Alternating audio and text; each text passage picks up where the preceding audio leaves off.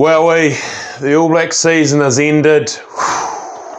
Cracking season, guys. And I can't wait to give you this review video. It's going to be brutal and it's going to be honest. Guys, in this review video, I'm going to cover off the All Black season, how I think in a couple of areas. Firstly, I'm going to give you a results sort of season review.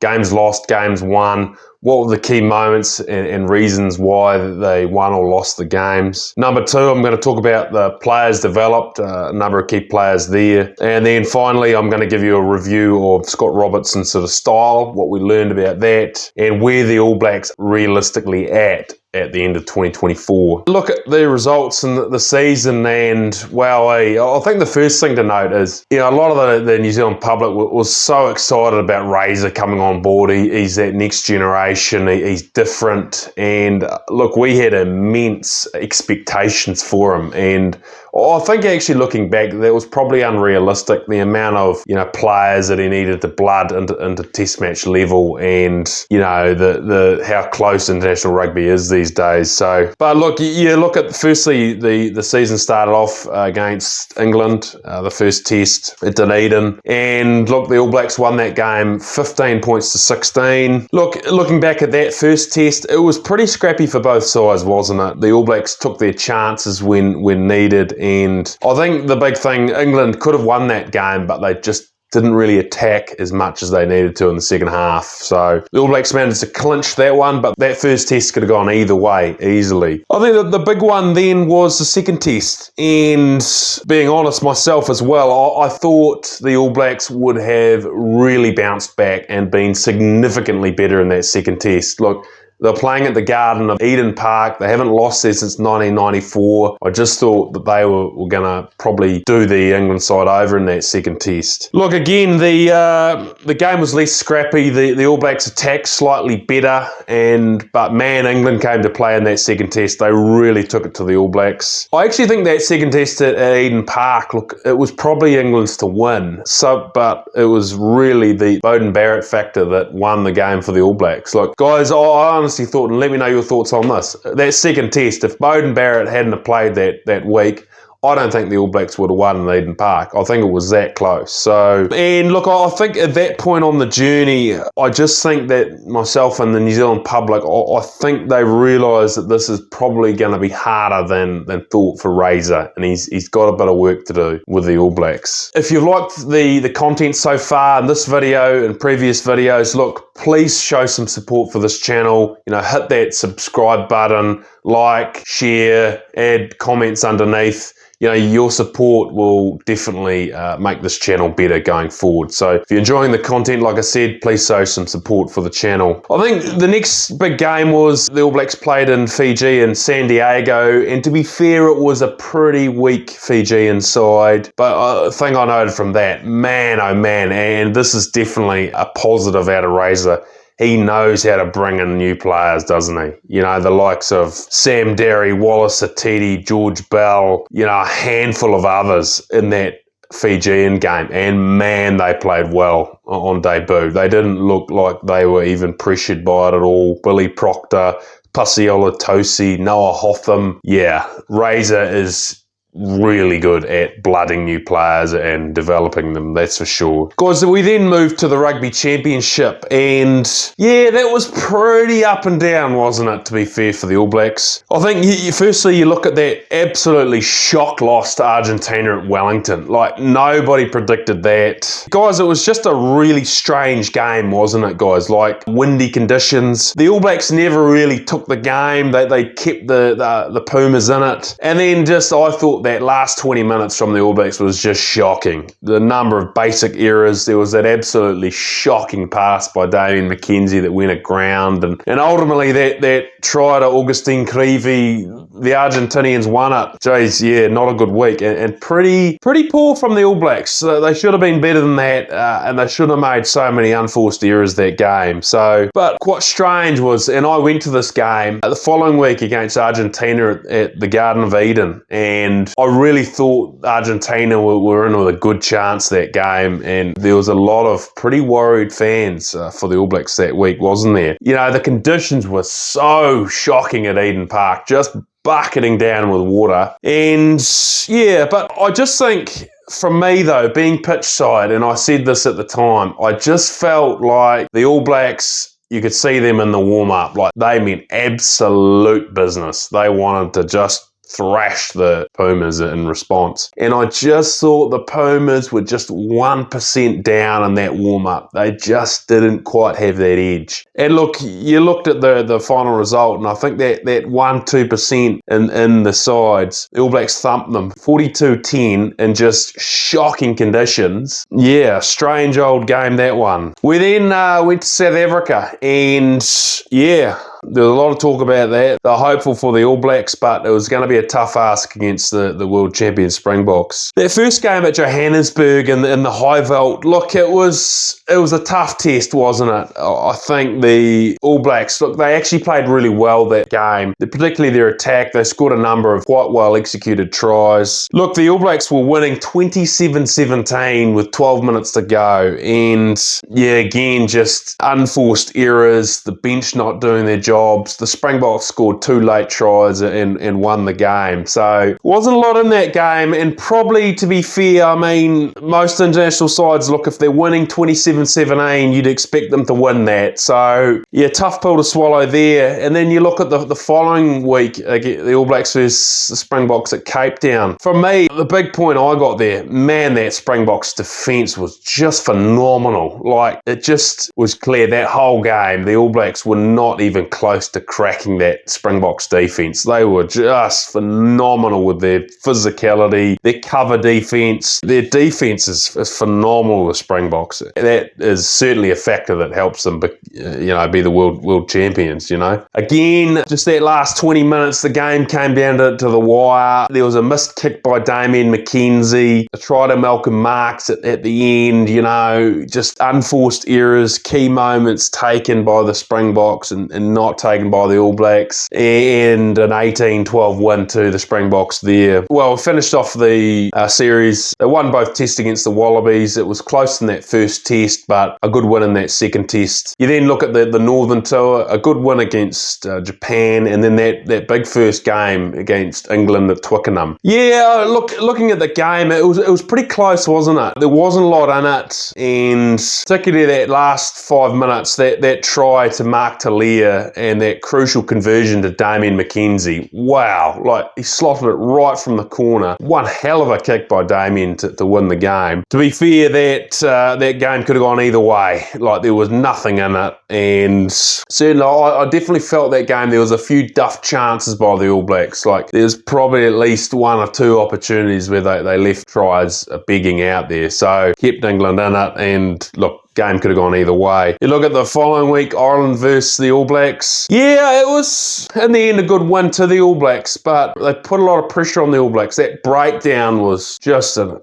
dog's breakfast, guys. Like, let me know your thoughts on that against Ireland. Complete dog's breakfast. Cortez Ratama, he struggled in that breakdown. I'm not surprised. There was a bit of Irish indiscipline, a bit of handling errors from the Ireland side, and look, the other thing I thought from that was the Damien McKenzie show. Like, he was phenomenal against Ireland. Like, you know, when he tones it back, he shows he's a well-capable test match level first 5, isn't he, guys? So, admittedly, Ireland were poor, but a good win to the All Blacks. You look the following week, France versus the All Blacks. The big points from me there wasn't a lot in it. France, they took a couple of good opportunities, there's a couple of good tries to the French. The big one I thought there, I just thought the All Blacks attack was very pedestrian at best.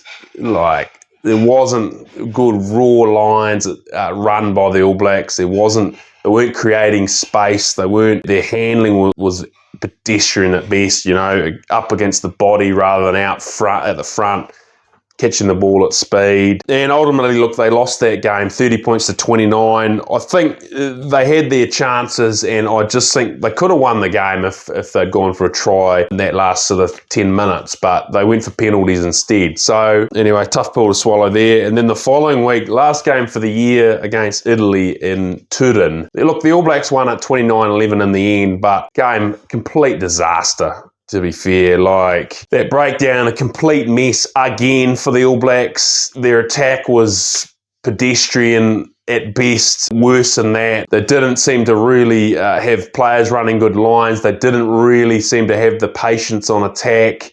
They made so many unforced errors. Look, it was a pretty shocking final game for the All Blacks. I think that's fair to say. So, yeah, a bit of a topsy-turvy sort of season for the All Blacks, to be fair, from those results. Some good wins and some losses, and even some of those wins were pretty pedestrian at best. So, guys, I think you look at some of the key players to watch. I think the first one from me is, guys, let me know your thoughts on this. What are they going to do at first five? For me, they got three guys. They got either Beauden Barrett, Damien McKenzie, or I honestly think Razor's going to try and get Richie Mo'unga back, but I'll get to him shortly. Firstly, look, you look at Damien McKenzie. I think he's copped a lot of flack, but I think if you look at his skill set, like, he is a genuine athlete. Like, he's got raw speed.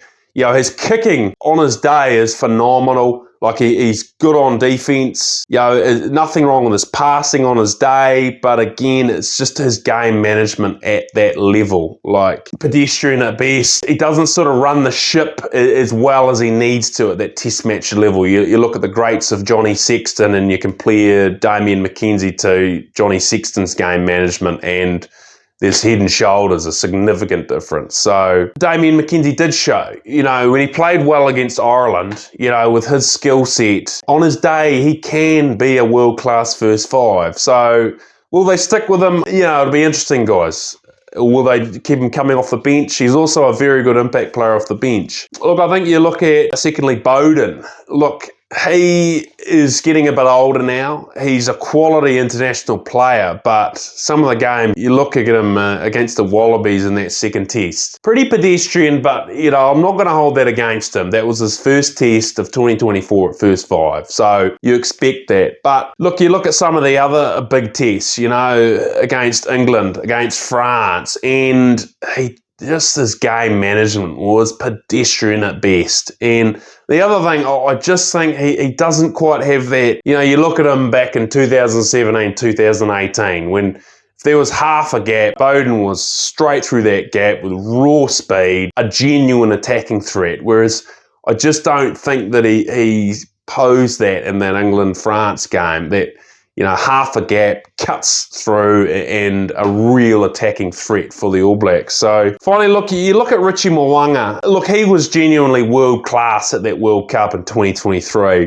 The question mark with him though, guys, and let me know your thoughts on this. Look, he's almost 30 years old now. So look, if Richie Mo'unga was still 25, 26, 27, I'd say get him back. You know, he's got to be in the All Blacks, but he's not. He's 30. If he came back, would he still have that same X factor that he had in the World Cup? So, but I think it's pretty obvious, guys, isn't it? Razors, he wants him back. He's worked with him. He wants him starting at first five. I think the thing that Richie Mo'unga, assuming he's still like he was in 2023, where he is different, he's a genuine attacking threat from phase play for the All Blacks. Look, you just look at that quarterfinal against, you know, a genuinely world-class Ireland side, and just out of nowhere, really, you know, just off a line out, you know, Richie Mo'unga takes it to the line, half a gap, cuts through the gap, offload to Will Jordan, try in the corner. And I think that's really what the All Blacks are missing at the moment at first five. So, guys, let me know your thoughts on that. Look, Wallace Satiti, he's another one. Like an absolute breakout player of the year, wasn't he? Like his out of nowhere, I think he's well and truly cemented his spot there, guys, hasn't he? The other one, Ardie Savea, like he has turned himself into a genuinely world-class player, hasn't he? Like he just that physicality, his work at the breakdown, he's a raw competitor. He had a pretty good season, to be fair, guys, I thought. So let me know your thoughts on those players. Finally, look, we look at a review of Scott Robertson's style and where are the All Blacks realistically at the end of 2024. Look, the first thing I'd say about Scott Robertson's style, look, he's different. Look, he's definitely a Generation Z or a millennial type coach, isn't he? Like, you know, but one thing,